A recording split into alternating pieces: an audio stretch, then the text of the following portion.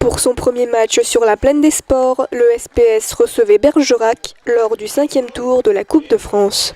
On avait hâte depuis le temps qu'on attend ce terrain et toutes ces infrastructures. Et ça fait énormément plaisir pour accueillir du monde, pour pouvoir plus travailler dans de meilleures conditions. Et voilà, donc là, ça fait plaisir de passer une journée comme ça là.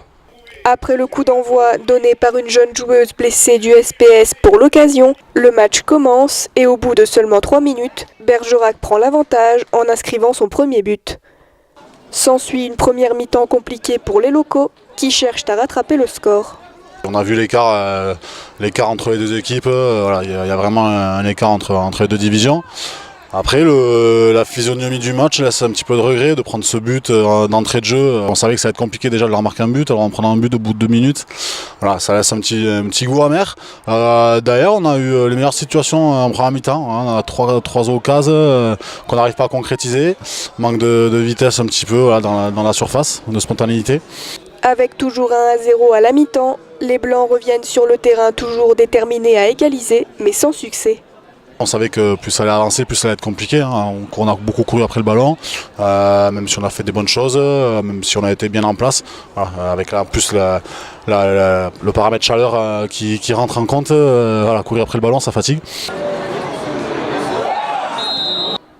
C'est finalement avec un pénalty que Bergerac inscrit son second but et creuse un peu plus le score.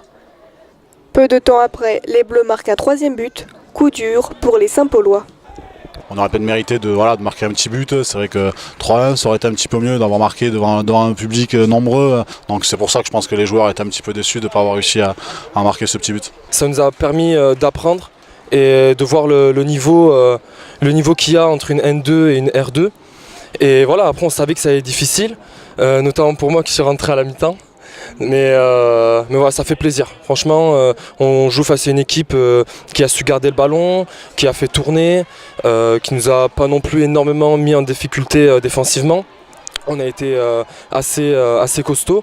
Après voilà, il fallait qu'offensivement, le peu d'action qu'on avait, il fallait concrétiser. Je pense qu'on a fait notre maximum et voilà, on sort sans regret. Je suis fier de ce que l'équipe a fait. On a montré notre visage. Voilà, on a joué au football, on s'est créé des occasions. Voilà, on a été en difficulté parce que voilà, c'est une superbe équipe, c'est ce qui te fait de mieux en Aquitaine depuis quelques années. Voilà, donc bravo à tout le monde. Voilà, il faut que ça nous serve de base de travail pour la suite, pour le championnat qui reste l'objectif principal.